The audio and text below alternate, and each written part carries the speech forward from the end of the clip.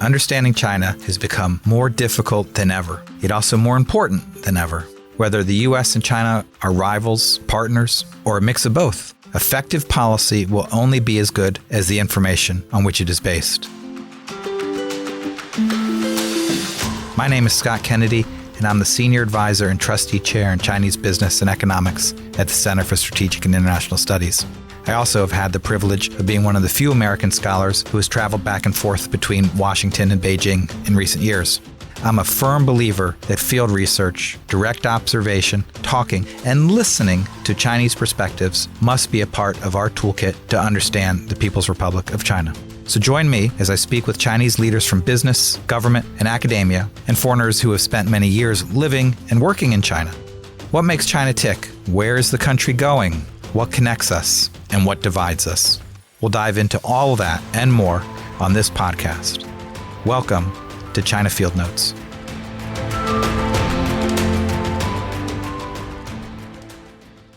Welcome to China Field Notes. This is Scott Kennedy with the Trustee Chair in Chinese Business and Economics at CSIS, and I'm delighted to have a conversation with one of my best friends and a scholar who I respect tremendously, Tu Xinquan. Tu Xinquan is Professor and Dean of the China Institute for WTO Studies at the University of International Business and Economics in Beijing. He's held that position since 2015, but has been at UIBE a long time. He got his master's from UIBE in 2001. He got his PhD there in 2004. And he was the deputy dean of this institute when I was a professor at IU and we founded our center in Beijing with his huge support. Xinquan, welcome to China Field Notes. Thank you for having me here. I should mention also that in addition to working on the WTO and a global institution, you are a global person. You have visited at the WTO, you visited at SAIS, Indiana University, Middlebury, you've been a visitor at universities in Germany and South Korea. You get around a lot. And I'm curious, I know this is probably a well-kept secret, but not any longer, that you originally were an expert in library studies and that somehow you very early on recognized that the WTO would be very important. I'm really curious about your original interest in library studies and how that transitioned into becoming one of your country's leading experts on the WTO. Well, it is not designed actually, because I was working at the library of UIBE. So then I got the opportunity to apply for the master degree program. And actually, when I was working at the library, I got to know Professor Xue Rongjiu, who was kind of the founder of China's WTO research. So then I applied to become his student. So then naturally, my research focused on WTO. So it's a kind of a coincidence. That's pretty cool. I would say my transition is even further.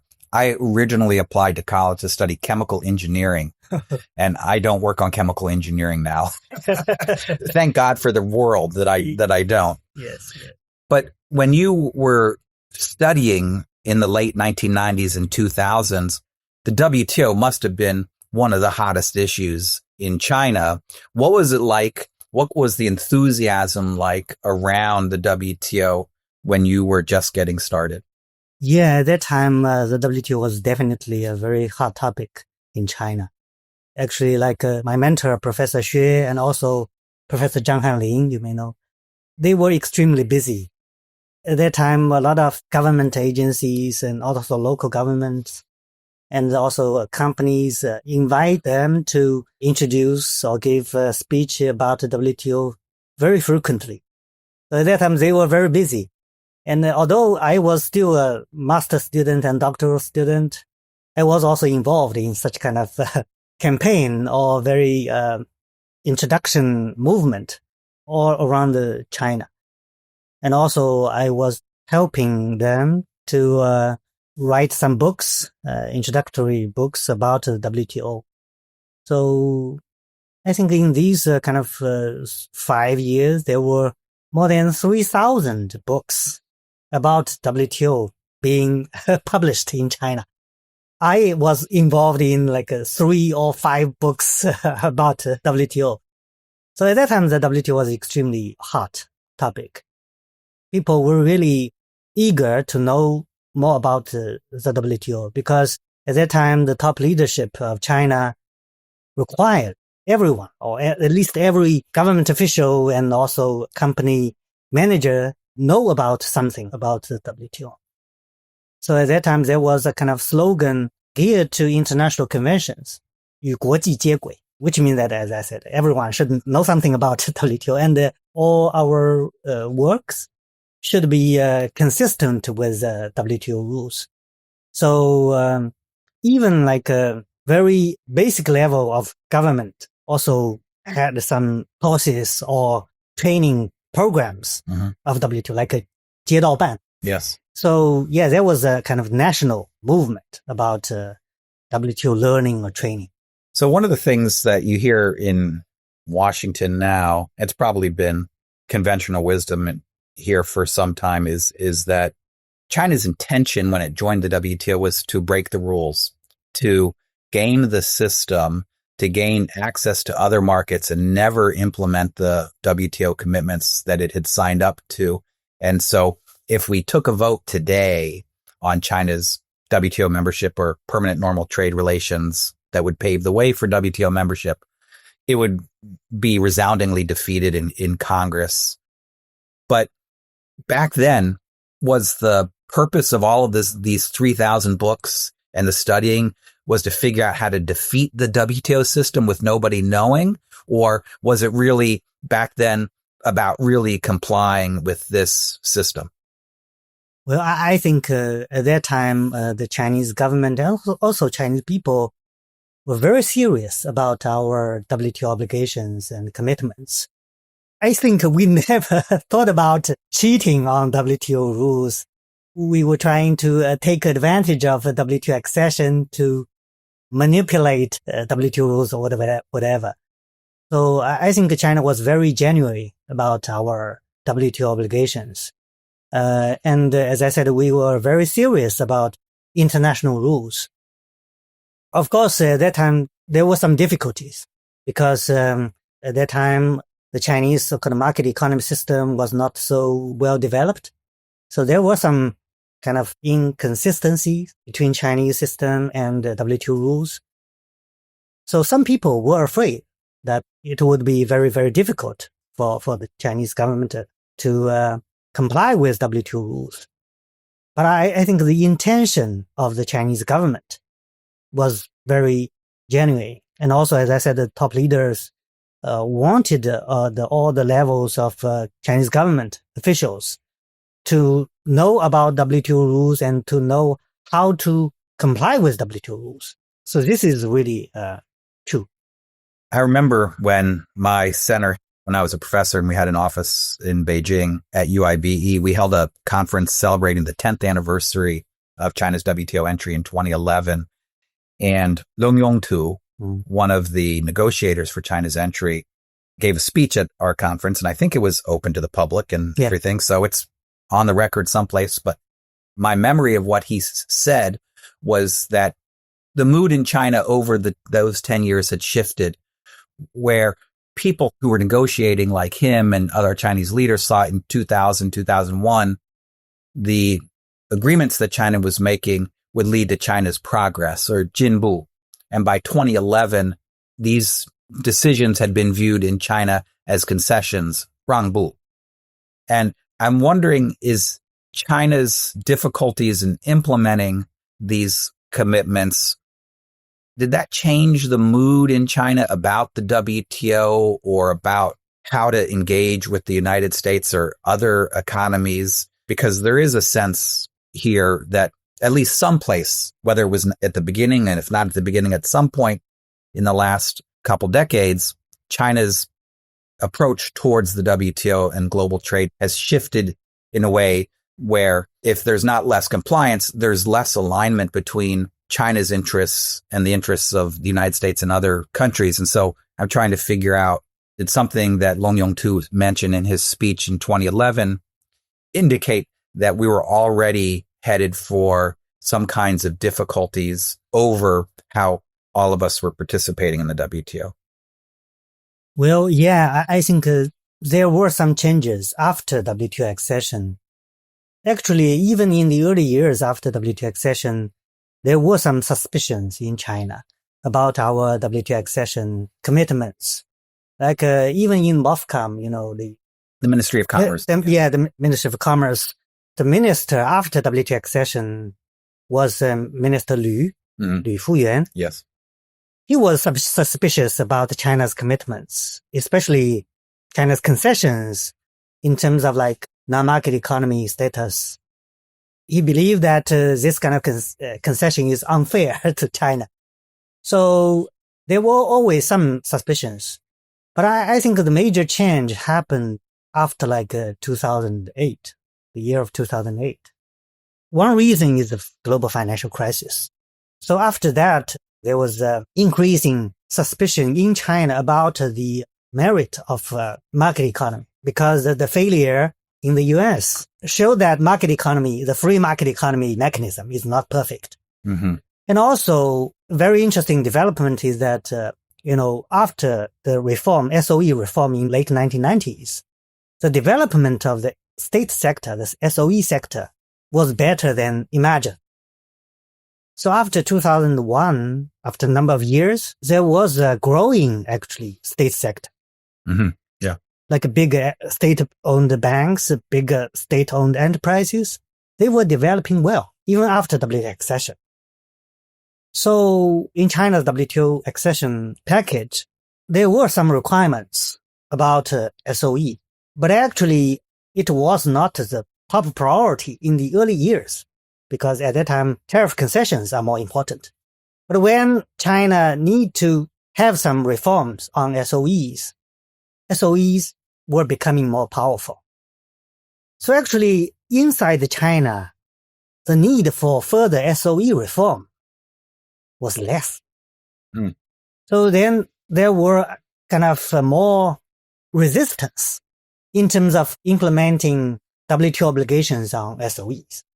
So along with US failure in 2008, so after 2008, the mood in China to promote SOE reform was getting lower. So then there was rising conflict between, other countries' expectations on China's reform or China's implementation of WTO obligations regarding SOEs, and inside China, yes, domestic desire for further reform in SOEs. So actually, I think this kind of conflict was not about China's implementation of market access obligations, but about institutional reforms in China. Sure. So all of that is sort of a post-2008 transition in the interpretation. And then you have Edward Snowden and his revelations. You have the Trump administration and the trade war, the pandemic, the US and China competing on technology. Right now, we have a standstill at the WTO. The appellate body isn't working.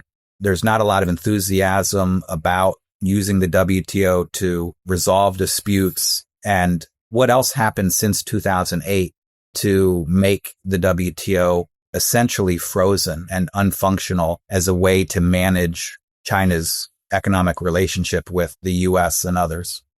Yeah, I think after 2008, after WTO accession, China has been developing very well. I think much better than we thought when China joined the WTO. It's also beyond the expectation of the US as well as China. So then it's kind of a puzzle for everyone how to explain this. Then on the US side, the American government and also scholars pay much attention to the role of the state in China. They believe that government interventions are very important, at least for China's economic development and trade development, technological development. But in the WTO rules, there are not so many regarding the state interventions. especially like industrial policy or subsidies. So then the US believe that WTO rules are not sufficient to kind of keep a kind of fair competition between China and the US and also other WTO members. So then like the dispute settlement mechanism is also useless because there are no sufficient rules, right? So then even you have a very good judicial system, it's still useless. So I think that's the key reason. Of course, the WTO rules were made in 1990s, early 1990s. At that time, for these members, they didn't think about non-market economy system. So it is true that current WTO rules are not so well designed to deal with some kinds of government interventions. But I don't think that China's technological industrial development was largely attributed to government interventions. I think that's a kind of mistake. I don't think that China's industrial policy is so critical or so successful for the Chinese industrial development. So you can see, like right now, the most internationally competitive companies or industries are basically dominated by private companies. Even though there are some government incentives, they are largely dependent on the market economy. So then I think that the current difficulties between US and China are caused by the insufficient WTO rules. I mean, there are some differences between US and China models or systems, but this kind of changing competition situation is still largely because of market economy. Right now, of course, China has some competitive advantages because China is at this current development stage. So China has some kind of comparative advantage in manufacturing sector, especially. But it was like Japan in 1980s or Germany in 1980s. So at this current stage, China is really competitive. We have some advantages. We have some kind of anyway. So I don't think that this is because we have more government incentives. Mm-hmm. We have so successful industrial policies, especially in the manufacturing sector, which is very important and also is worried by the US government. I think one major advantage of China is that our financing system is more beneficial for manufacturing development. Because Chinese companies depend more on indirect financing from banks. So banks don't pay much attention to profits. They pay more attention to revenue. So Chinese companies are very good at expanding their scale, but not so good at producing profits. So you can see a profit level of even large Chinese manufacturing company is very, very low. Let me ask it this way and see if you agree. And that is all really helpful. So I think it's very important that what you said about the U.S. view that the current rules were insufficient. I do think that that is the widely shared perception. I think there's also a perception that Chinese industrial policy has played and still plays a critical role, but we'll put that to the side. Tell me if you think this is fair. There's suspicion in China that those current rules may not be fit for China's national circumstances, especially in the wake of proof in the global financial crisis that free market economies don't always produce good results. And as a result, China needs to kind of pursue its own development path. Whereas the U.S. perspective is, as long as you sign up to the WTO, until we all agree that the rules should be different, you have to follow these rules exactly as you pledged. And anything different, even if it might hurt your economy, is too bad. You have to wait until after we agree to a new set of rules before you can change your behavior. So is it fair to say that China believes that it's adapted some of its behavior because it believes those rules are sort of inconsistent with China's basic core direction? And the U.S. says, well, you shouldn't change until after we've renegotiated. Does that sound like where the conflict is between the U.S. and China? Actually, China believes that it has been complying with the existing WTO rules. So then the U.S. believes that the current rules are not sufficient. Okay. So the U.S. wants to renegotiate the rules, not China. China believes that the current rules are fine. And we have been following the current WTO rules well. So there is kind of a different understanding. Like with government procurement, China pledged it would join the government procurement agreement as soon as possible. And here we are 24 years later, and they're still negotiating. I think it's the eighth round of texts that are someone's got in someone's drawer someplace. And then we've got differences about subsidies or things like that. But I take it that there is this very different perspective in Beijing and Washington about China's compliance and about whether the gaps in either compliance or the gaps in the rules, how that should be treated. Any case, I want to ask a little bit about the U.S. policies over the last few years, particularly since the Trump administration has returned to office for a second term. And the president is proud to identify himself as a tariff man. And already very early in the administration imposed 10% tariffs on China related to fentanyl, 25% tariffs threatened against Canada and Mexico, and the prospect for more tariffs imposed against a whole range of countries with which the U.S. has a bilateral trade deficit. What's your view of the way the Trump administration, the president and his advisors think about international trade and tariffs, especially from the perspective of someone who is an expert in the WTO and global governance? What do you make of this fascination and emphasis on tariffs and balancing bilateral trade? I think Trump pays too much attention to trade policy. Not only Trump, but also even the WTO exaggerates the role of trade. Mm-hmm. Of course, trade is important for economic development or industry development. But I don't think trade is critical or essential in terms of international trade. And also, trade policy is not essential for the development of international trade. Actually, the change of trade policy is not so useful. Tariffs are not so useful to change international trade. So, trade is decided by a lot of factors, mainly by macroeconomic factors, supply and the demand in this country and other countries. Trade policy has some impact, but not so important. And also for the economic development of countries, I don't think that trade is also so critical. Actually, in many cases, trade is kind of a reflection of economic development, not a driver of economic development. So Trump expects that changing trade policy would reestablish U.S. manufacturing. I think it's a too high expectation. Also, as I said, like the development of Chinese manufacturing industries is based on a variety of factors. Why China could develop its manufacturing industry so well in the recent decades is that we have a variety of positive factors, including like a high quality labor force, high quality infrastructure, good international environment, and also kind of proper financing system. A lot of reasons. It's not only because of WTO accession. The WTO has 166 members, right? But how many countries have developed their manufacturing industries? So trade liberalization is, of course, a good fact behind that. I don't think it's a critical fact behind that. Well, let's talk a little bit about, I guess, two things. One is about maybe if we were going to reform the WTO, what we'd want to see, and two, about, American and Chinese policies.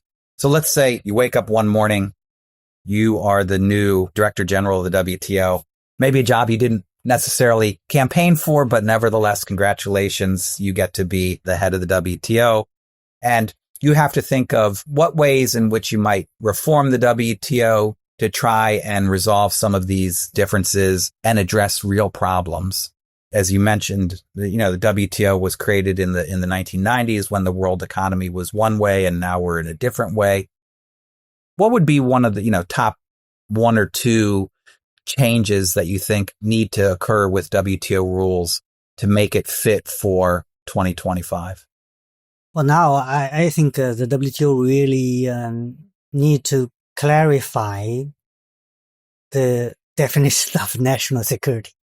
Actually, I think for the GATT or for the WTO, there was kind of implicit consensus about national security, because at that time, members believed that there was no security threat to each other.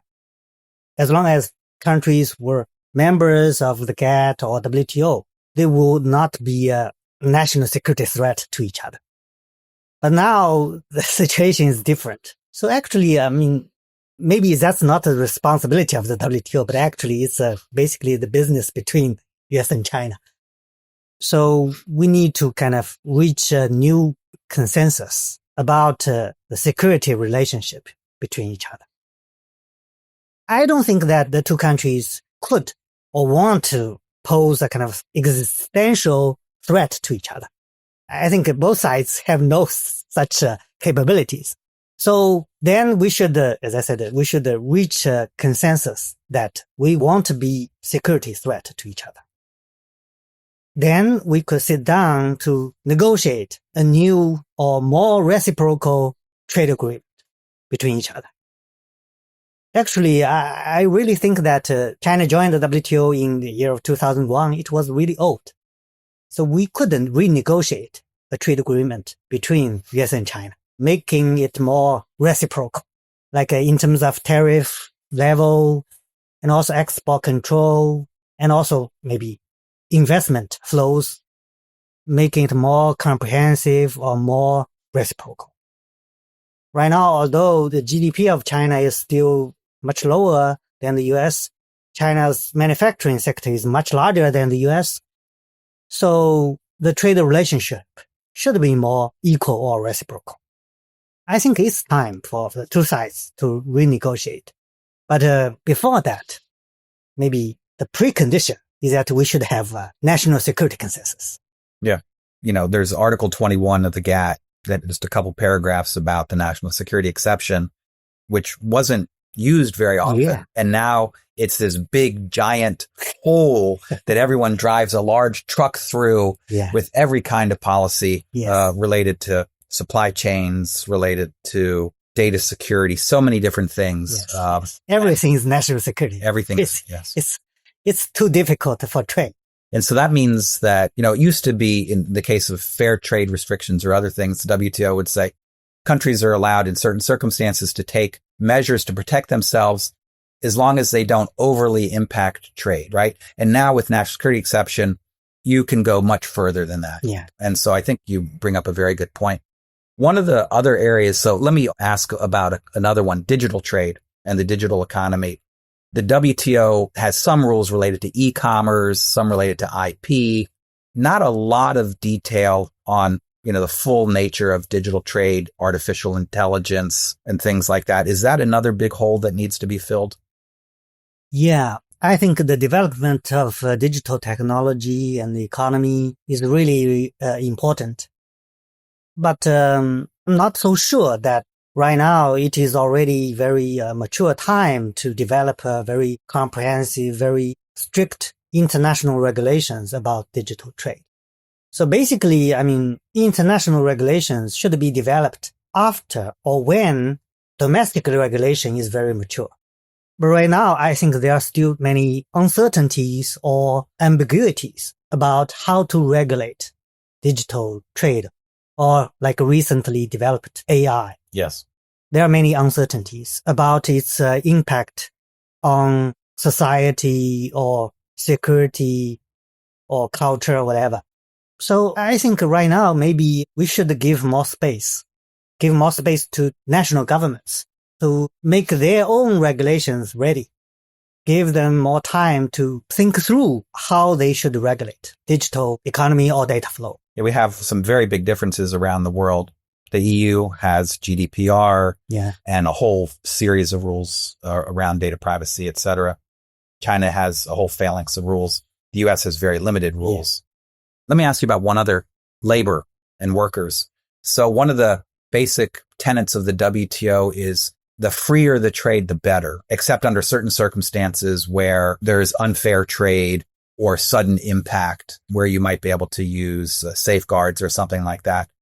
Is it fair to say that the WTO's perspective looks at the impact on companies and their profitability as opposed to workers and labor, and that sometimes the more free trade is, the more vulnerable workers are. And there's not really any direct rules in the WTO agreements, as far as I can tell, that really provide protections for laborers or make sure that trade liberalizing steps are pro-labor.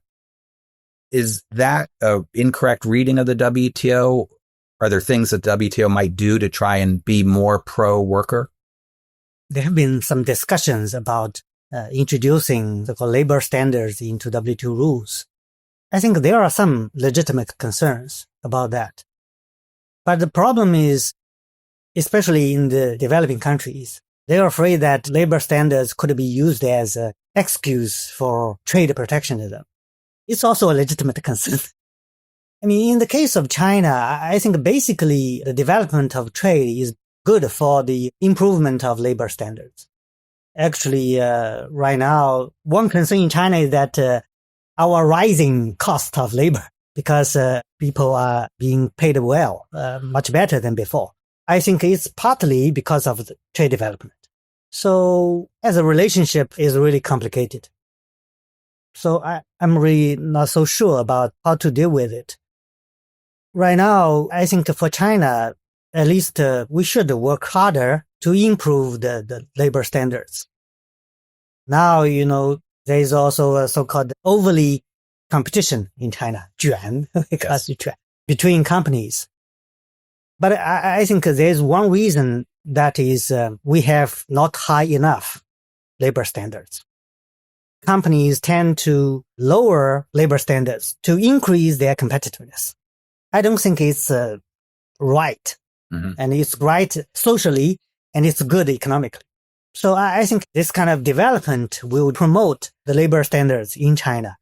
But the problem is whether we need to link labor standards with trade policy. Yeah. It's another issue.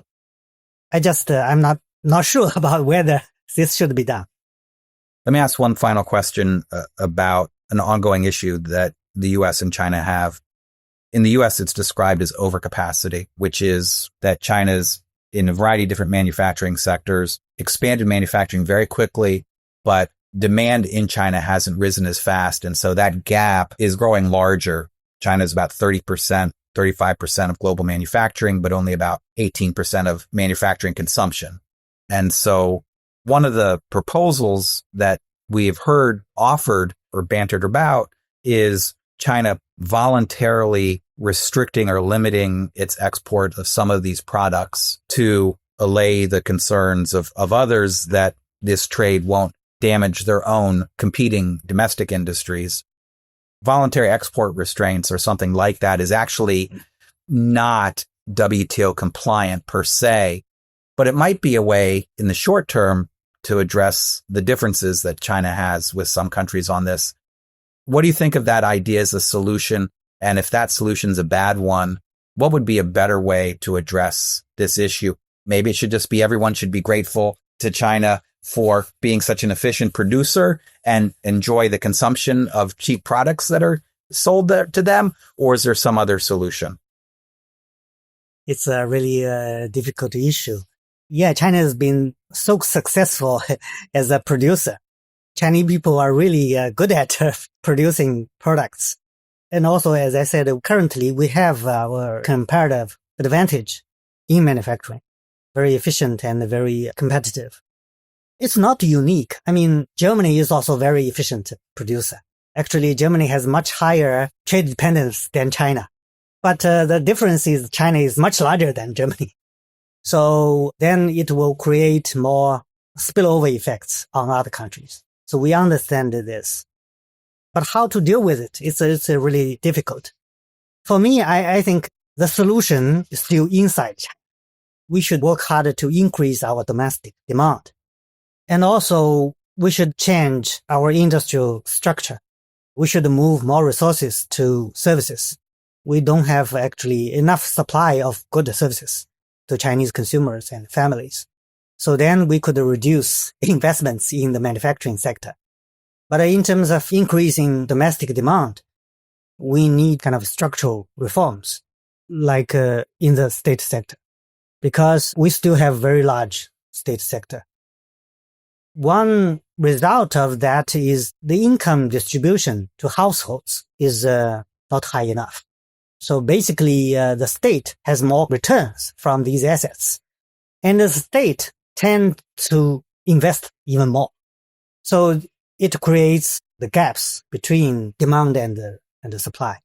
So actually, I think Chinese people or Chinese household sector want this kind of deeper reform. So it's economically and politically difficult. I think we are trying to promote this kind of reform, but maybe it will still need more time. Well, interesting irony, and we've come full circle in this conversation. When we started talking at the beginning, it was about what kind of reforms could China make to its domestic economy, the position of state-owned enterprises, etc. And here we're still talking about that topic 2.5 decades later.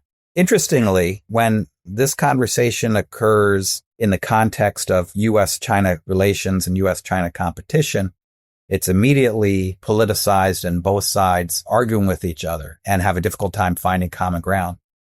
But in the way that you just described it as a domestic Chinese economic challenge, there's a lot of sympathy or empathy that Americans can see that Chinese recognize they have a variety of different reforms to make. And I think actually if we turned the table around and said, what does the U.S. need to do to have a strong economy? Probably some of it might be about trade policy, but probably a lot of it is about our tax policy, about education, about a lot of other issues. I think there's some leader out there who's given a speech who says, it's really important for countries to be able to fix their own problems at home. And if they can do that, that might help reduce some of the tensions between countries. That said, I still think the WTO is an important institution. International trade can play a really important role. And in China, you're a very important voice for helping Chinese understand the significance of the WTO in international trade. And you're a really important bridge between China and the rest of the world, including the scholarly community of the United States and other countries. So I really want to thank you for not only joining us today for the program, but for the very important work that you do to further understanding about the WTO and try and make it a more effective institution for China, the United States, and the world at large. So thank you for joining us, Xinquan. Thank you. Thanks for listening to China Field Notes. Stay up to date with our latest releases by following us on Spotify, Apple Podcasts, or wherever you listen to great content. Until next time.